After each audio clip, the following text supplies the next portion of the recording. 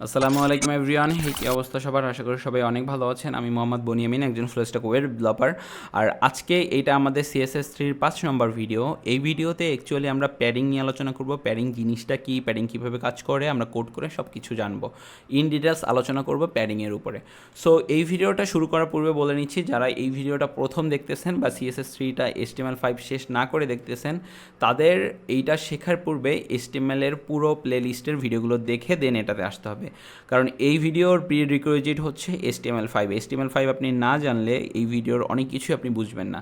So অনেক কিছু না, ম্যাক্সিমামে আপনি বুঝবেন না।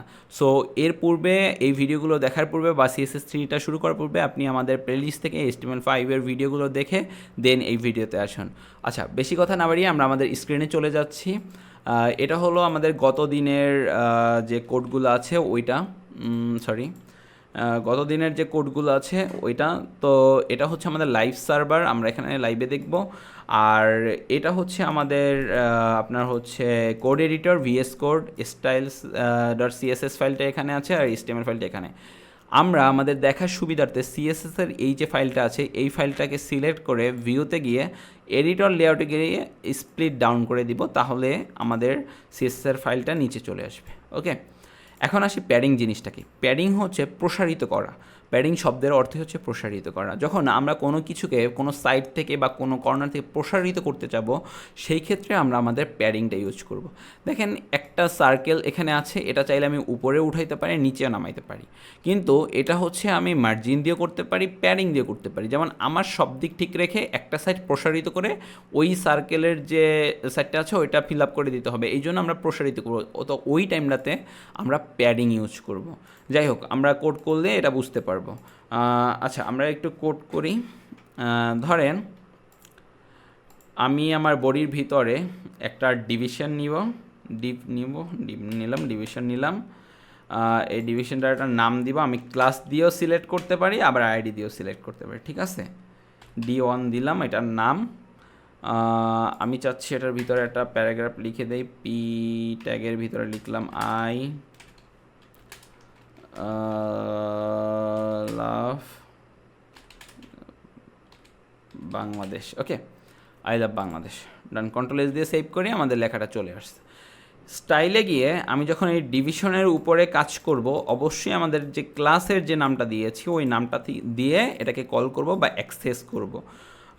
এটার ক্লাস থেকে যদি আমি কোনো কিছু অ্যাক্সেস করতে হয় আমরা ডট দিয়ে অ্যাক্সেস করি, আবার হচ্ছে আইডি দিয়ে কোনো কিছু অ্যাক্সেস করতে হলে আমরা হ্যাশ দিয়ে অ্যাক্সেস করি, রাইট। আমরা ডট নিলাম, দেন দিলাম D1, ক্লাসটাকে অ্যাক্সেস করার জন্য ক্লাসের নামটা দিলাম, সেকেন্ড ব্র্যাকেট দিলাম। আমি এই ডিপটার একটা উইথ দিয়ে দিচ্ছি, যেমন উইথ দিলাম 300, আচ্ছা 400 পিক্সেল দিয়ে দিই, 400 পিক্সেল। আবার একটা হাইট দিলাম, হাইটটাও আমি 400 পিক্সেল করে দিই। ওকে, ব্যাকগ্রাউন্ড কালারটা আমি ব্ল্যাক করে দিই, ব্ল্যাক। কন্ট্রোল-S দিয়ে সেভ করি, চলে আসছে। এটা আসার পর আমাদের যে প্যারাগ্রাফের লেখাটা আছে এটা দেখা যাচ্ছে না, কারণ হচ্ছে প্যারাগ্রাফের লেখাটা বাই ডিফল্ট ব্ল্যাক দেখে এখানে বোঝা যাচ্ছে না। ওকে, তো এখন প্যারাগ্রাফের লেখাটা আমরা একটু চেঞ্জ করব। ধরেন আমরা পিটা নিলাম, পি ট্যাগটা নিলাম, নিয়ে এখানে দিলাম কালার দিলাম হোয়াইট, আচ্ছা সরি, কালার দিলাম হোয়াইট। কন্ট্রোল-S দিয়ে সেভ করলাম, চলে আসছে। ওকে, এখন আমি চাচ্ছি আমার যে এই ব্যাকগ্রাউন্ড এই যে ডিভিশনটা আছে বা ডিপটা আছে এইটার রাইট সাইড থেকে একটু প্রসারিত করব।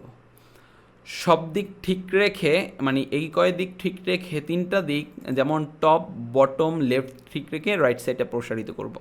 এটা করার জন্য আমাকে প্যাডিং ইউজ করতে হবে। প্যাডিং কোন সাইড আমি করব, প্যাডিংয়ের আচ্ছা প্যাডিং কোন সাইড আমি প্রসারিত করবো, আমি রাইট সাইড প্রসারিত করবো, তার মানে প্যাডিং রাইট আমি কি করব, আমি হচ্ছে 10 পিক্সেল প্রসারিত করব। ওকে, 10 পিক্সেল প্রসারিত করব। কন্ট্রোল-S দিয়ে সেভ করলাম, দেখেন এটা বেড়ে গেছে। অন্য দিক ঠিক আছে। এটা যদি আমি 100 পিক্সেল করে দেই, কন্ট্রোল-S দিয়ে যদি সেভ করি, তাহলে বুঝতে পারবেন। দেখেন এইটা ঠিক রেখে অন্য দিক ঠিক রেখে এটা বেড়ে গেছে। এটা হচ্ছে প্যাডিং রাইট। আবার যদি আমি প্যাডিং লেফটে বাড়াইতে চাই, আমি যদি দেই প্যাডিং লেফট, আচ্ছা প্যাডিং লেফট, এটাও যদি আমি 100 পিক্সেল করে দেই তাহলে কন্ট্রোল এস দিয়ে সেভ করলাম, এটা দেখেন এটা কিন্তু লেফটেও বেড়ে গেছে। কীভাবে বুঝবেন এই যে লেখাটা আছে এটা কিন্তু সরে আসছে, এখানে 100 পিক্সেল চলে আসছে দেখে এই লেখাটা সরে আসছে। লেখাটা কেমন ছিল এটা যদি আমি একটু কাট করে নিয়ে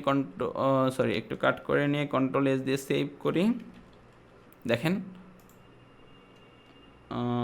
আচ্ছা এখানে একটু ভুল গেছে, এই আমার ওই ব্র্যাকেটটা চলে গেছিলো। কন্ট্রোল এস দিয়ে সেভ করি, দেখেন লেখাটা এখানে আছে। আমি যদি ওই প্যাডিং লেফটটা ঠিক করি, কন্ট্রোল এস দিয়ে সেভ করি, লেখাটা সামনে চলে গেছে, তার মানে এই সাইডটাও কিন্তু 100 পিক্সেল বেড়ে গেছে। এটাও 100 পিক্সেল বাড়ছে, এটাও 100 পিক্সেল বাড়ছে। আমি চাচ্ছি নিচের বটমটা 100 পিক্সেল বাড়াই দিতে, তার মানে padding bottom 100 pixel, 100 pixel. Control S দিয়ে সেভ করেন, দেখেন নিচেও কিন্তু 100 পিক্সেল বেড়ে গেছে।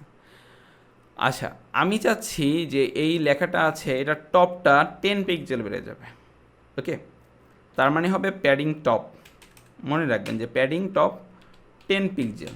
কন্ট্রোল এস দিয়ে সেভ করলাম, এটা কিন্তু 10 পিক্সেল উপরে বেড়ে গেছে। লেখা আমার ঠিক পজিশনই আছে, আমরা কিন্তু আমাদের পি ট্যাগের লেখাটা যদি সেন্টারে নেই তাইলে চেঞ্জ হবে। এখানে আমার লেখাটা কিন্তু ঠিক জায়গায় ছিল, আমার লেখাটা কিন্তু এখানে এই বরাবর ছিল। এটা যখন 100 পিক্সেল এই সাইডে বাড়ছে লেফটে, লেখাটা একটু সরে আসছে। উপরে যখন 10 পিক্সেল বাড়ছে এটা সরে আসছে। আমি যদি উপরেরটা 10 পিক্সেল না দিয়ে 100 পিক্সেল দিই তাহলেই বুঝবেন। কন্ট্রোল এস দিয়ে সেভ করেন, দেখেন লেখাটা কিন্তু নিচে নামে আসছে। তার মানে আপনার উপরে 100 পিক্সেল, সাইডে 100 পিক্সেল, এখানে 100 পিক্সেল, এখানে 100 পিক্সেল বেড়ে গেছে। আর বটমে যদি আমি 1000 পিক্সেল করে দিই, কন্ট্রোল এস দিয়ে সেভ করি, দেখেন যে বটমটা কিন্তু 1000 পিক্সেল বেড়ে গেছে, রাইট।